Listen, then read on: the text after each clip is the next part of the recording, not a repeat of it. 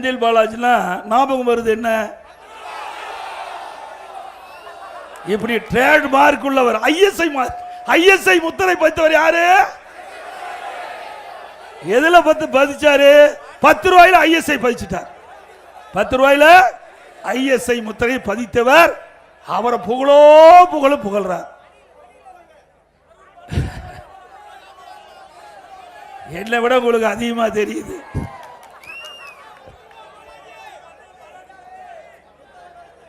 திரு ஸ்டாலின் அவர்களே, இன்னைக்கு அண்ணா உருவாக்கிய திமுக திரு கருணாநிதியுடைய திமுகவை மாறி போச்சு. பேர் அண்ணா அவர்கள் உருவாக்கிய திமுக திரு கருணாநிதி குடும்பத்தினுடைய திமுக மாறி போச்சு. அது கட்சி அல்ல, அது ஒரு கார்பரேட் கம்பெனி. உண்மைதானே? அந்த கார்பரேட் கம்பெனியில் திரு ஸ்டாலின், திரு உதயநிதி ஸ்டாலின், திரு சபரீஸ்வரன், அப்புறம் திரு ஸ்டாலினுடைய மனைவி துர்கா அம்மா, 4 பேர் தான் இதுக்கு. அவர் வேண்டாங்க, ஏங்க அவர் போய் நல்ல நேரத்தில் பேசுவானே.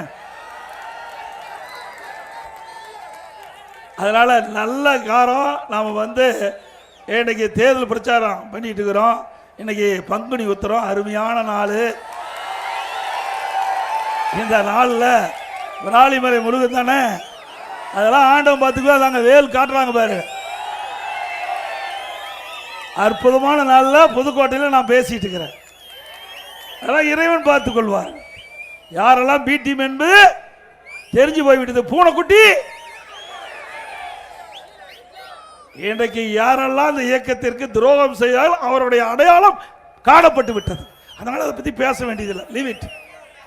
ஆக அதிமுகவை யார் அழிக்க நினைத்தாலும் அவர்கள்தான் அழிந்து போய் விடுவார்கள்.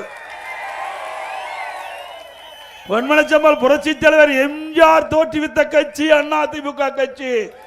இது மக்களுக்காக தோற்றுவித்த கட்சி, ஏழைகளுக்காக தோற்றுவித்த கட்சி. மாண்புமிகு அம்மா அவர்கள் தன் இறுதி மூச்சு வரைக்கும் பொன்மனச்செம்மல் புரட்சி தலைவர் தோற்றுவித்த கட்சி கண்ணை இமைகாப்பதை போல காத்து நின்று நாட்டு மக்களுக்கு எண்ணற்ற திட்டங்களை தந்த தலைவர்கள் பொன்மனச்செம்மல் புரட்சி தலைவர் எம்ஜிஆர், இதயம் புரட்சி தலைவர் அம்மா.